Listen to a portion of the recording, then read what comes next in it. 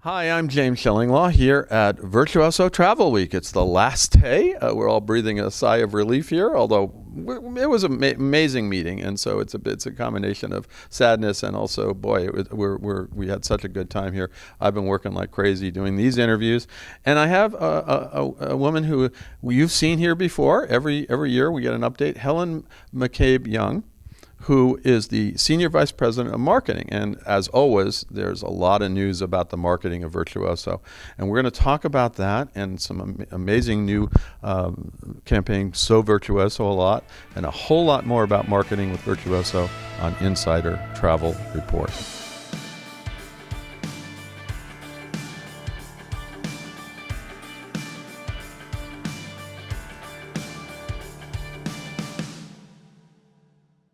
Helen, great to see you. You and I have been coming here for a long time. Even before you were with Virtuoso, we were hanging out at the dinners, right? That's right, James. I've known you a long time, and it's great to see you every year. Every year. Well, it's great. It's wonderful to see you and wonderful to hear all the news. And let's talk about that first thing I mentioned, So Virtuoso, which was initially introduced last year, and you've really been ramping that up and expanding it. And talk about what you're doing with that. And first of all, what it is. Okay. Right. Well, as you mentioned, last year we announced this at Virtuoso Travel Week.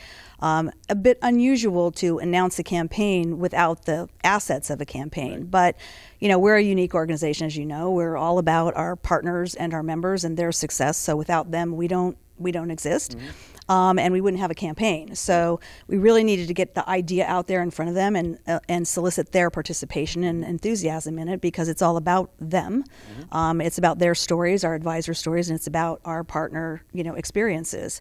So this year in the follow-up, after we launched late last year in market, and earlier this year a little bit more robustly with some global placements, the UK, US, we spent some time this year investing in some films. Right, and they are really films, right? They are, and we wanted to tell our advisor stories, so we chose 3 stories that were submitted, and we created these almost sort of little fun, sort of documentary-style films around these extraordinary things that advisors had done to really ensure the success and enjoyment of their clients, including one advisor who put her husband on a plane and flew him halfway around the world from Australia to Buenos Aires to deliver something that he really needed to enjoy. We saw that. We saw you showed that. It was an amazing video. But in addition to advisors, you also have been highlighting your partners as well. We have. Right? They're a critical part of this campaign. And I almost hate to call it a campaign because it's really about creating content, and it will continue to go on and on. But we've had an overwhelming interest from our partners. And so we created 3 films initially as a starting point to create the framework for these. We did one for Australia, which we highlighted in our opening session. We did one for One and Only and Celebrity Cruises. And now we're talking to many partners about doing some additional ones, as well as creating opportunities to co-op some media. So we're able to target and go into markets where they have an interest and where we have an interest. So it's kind of a win-win-win. So we're going to continue to do more and more films. A big component of our efforts, which makes it a bit unique, is it's not just about us going out and making a traditional media buy. Right. We have. I asked you this question before during the press conference. How are these things being distributed? You did, and one of the key things, we are absolutely making media placements. But what's really important for us that we have is we have a network.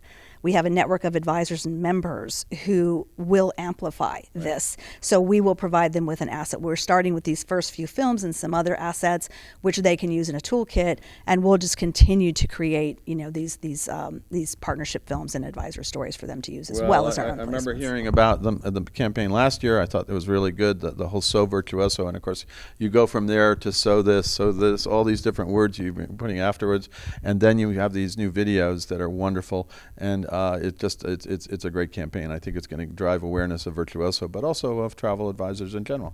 That's the ambition here for our advisors and the value they bring, and also to really celebrate and amplify the experiences that our partners, have. We're all about, supporting those preferred partners in our network through the advisors, and this is just designed to do that. So it's a lot of fun too. I mean, you've seen the branding all over the event. Well, this is the So Virtuoso conference, actually, which is you don't need a theme. theme. It's so virtuoso. I think you just go with that. We don't have to do another theme next year, right? I mean, listen, part of the ambition here is to get it worked into the vernacular. You know, the agency, London Advertising, who worked on the campaign and developed the idea for us around it, has done a great job. And really that was part of the intention, right? To create inspiration. It's a feeling, right? Sure. It's so virtuoso. So. Well, you've done that. And then you've also focused a lot on public relations this year. And I know Misty Bellis, who's your head of communications, I see her on the Today Show all the time. I don't know. Well, Misty's become a regular on the Today Show. I said to her the other day, I said, are you now the travel correspondent for the Today Show? She said, no, I'm not. But she is on it a lot. And it's great. It's great exposure for you. It is. And she was up early the other morning on news, getting up at 4 o'clock, I think it was. But that's the downside of being on the morning shows. It always does a great job. But, one of the big things about our PR efforts is it's such a big engine for us to create that awareness of not just the brand, the shared brand, but what our advisors do. And, we are oftentimes the go-to source for questions or expertise on certain things. And what we do through Misty's efforts is really bring advisors forward. Right. So they are really the experts. So we're really putting them in front of the media, and we're able to do that. You got some great spokespersons, great advisors out there that are wonderful spokespersons for the business. Absolutely. Yeah, absolutely. We've really got the best, and so that's why we oftentimes get the call in terms of what's trending. What are some things going on around the world, or we've got such a wide base, and globally now, 46% of our advisors now are outside of the U.S. I noticed that. That's amazing. And we're going to be talking to Matthew a little bit about that one because and Dave Kollner, who is going to be also interviewed about the mix now. That's really changed from years ago, but it's great that it's expanding globally. Now, another big part of your marketing effort is the magazine, which you rebranded last year, and now it's Virtuoso, not Virtuoso Life or anything like that. How has that gone for you, and what's your goal there with the magazine? Yes, we did rebrand it Virtuoso the magazine last year. We also announced that at Virtuoso Travel Week, and the magazine's doing great. We've just picked up some wonderful awards, international awards in both design and editorial, and the teams. We're getting a lot of really good feedback from the network and from consumers. So we made a very conscious effort a year ago to really elevate the magazine, and that included making an investment in additional pages for just space for beautiful photography. And I'm so proud of the work the team has done. We just Karina and Melanie just recently went to Bhutan and shot the most beautiful cover for our September issue, and it's been on display here at Virtuoso Travel Week. But really, it's just elevating the game, and we're talking to the affluent traveler, but we're also talking to a range of interests, right? So people have an interest in new things to do and destinations that they're familiar with, but they're also looking for new places. Sure. So we're kind of really balancing those things out, and finding stories to really amplify as well around sustainability is a core Which is part a core part of Virtuoso now, sustainability, right? 100% has been for many, many years. And we're seeing a lot of engagement around that. We recently launched a sustainability it's called The Power of Travel, an area on our website which is completely focused on sustainable editorial. And we're seeing deeper engagement there as we drive people to that area of the site. It's also creating it's kind of like a content vault for our advisors and our members to go and really use that editorial as well in their own marketing, not just the sustainability, but for the entire website. Everybody has a private label site, and it's really there for them to copy paste a link, put it in their social media. And you mentioned something that the magazine is also in digital form in a lot of things as well, right? Yes, it's in digital form itself as a magazine, but in addition, our editorial team, which you may or may not know, they're also creating editorial every week for our website. So it's not reliant on print. They are constantly adding editorial for our network to use, and to also share new things going on in the world. Our partners, of course, and no, it really is. It's a beautiful magazine, and it's a lot of great editorial. And I look at it, and you've done a great job. And now just calling it Virtuoso, or maybe you should call it So Virtuoso. Let's just get unity in the message here, right? Yeah, I'll talk to Marika Kane about that. She's she heads up the magazine and is doing a great job. Now, another thing that we've been talking about for a few years now is your Wanderlust as a marketing tool. And first of all, explain to me again what Wanderlust is. Well, I talked about this a little bit in our opening session. I like to describe it now as sort of like this shopping cart of luxury travel ideas that you can collaborate with your advisor on. Your advisor can collaborate with the consumer or vice versa. But the most important thing about it, I think, is it's fun, and we just made it funner. Yeah, you just did an app, which I was surprised you did an app for it now, and I got to download that app and take a look at it. You need to do that. We just had hundreds of people downloading it here because we just announced it here. But we did just launch the app. It's in the App Store now, and it's a fun experience, for consumers to look for experiences that they wouldn't think of on their own, and then to be able to connect with an advisor. We did do some in-depth consumer research around Wanderlust as well to see, would it help DIYers to be more interested in an advisor? And in fact, we found that it actually did. I would think so, yeah. They found things in there that they didn't find on their own. And when we talked to them in depth, they thought, well, an advisor can help me with this and make it better. Oh, I'm interested now. Right. So it's an interesting vehicle to bring, new clients into our advisors, but it's also just a really good collaborative tool. And for our advisors, it creates huge efficiencies. If you think about the fact that the traveler's giving them all kinds of, dream ideas that they have, it's a starting point for an advisor to have a conversation rather than themselves even necessarily having to ask all those questions. Well, and Matthew Upshur, CEO, has been very eager to roll this out for the past few years. I've been hearing Wanderlust, but I think this new iteration with the app is a great way to go because it gets them really into the hands, as we know, of everyone's looking at their iPhones to really dream about the travel places you want to go. Now, I don't know about doing a shopping list where you're downloading trips, because then I'm always afraid at the end there's a whole list and they said, to pay for these trips at the end.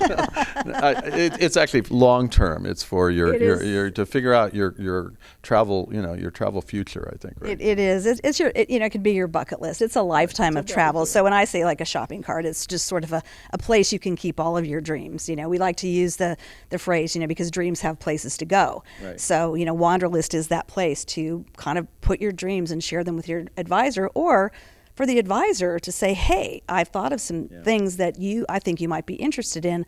I've noticed you've been looking at these ideas and these things. Did you know about this? Right. So it's a really nice way. But we've been talking about it. The important thing is that it's fun. Yeah. If you're having fun and it's mobile, you're on the go, you can do it from anywhere. You can be on your holiday, your vacation, sitting on a beach and, scrolling through and planning your next one. So you mean we can keep looking at our iPhones on a beautiful location? That's right. Yeah, that's right. That's right. We're all guilty of that. We're, oh my God, I have nothing to do. I'm in the sun and I'll just look at my iPhone. Now, any other marketing programs that you want to highlight in terms of that were announced here or that are really ramping up?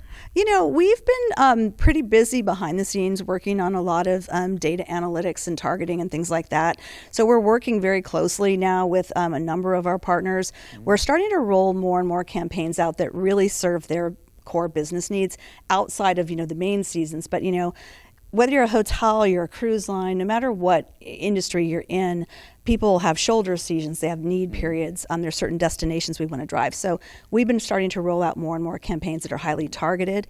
The other thing which we announced here at Virtuoso Travel Week is I mentioned the power of travel, the sustainability area, which is kind of a hub of content that's focused around a passion point.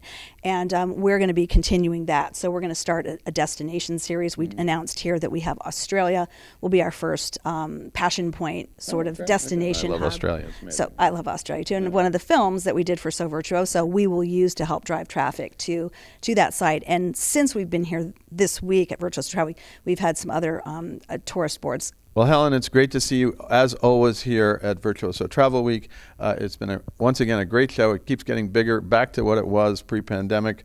And, it really is sort of an essential show for me to go to. And it's amazing to see all the new marketing programs. So Virtuoso looks so great.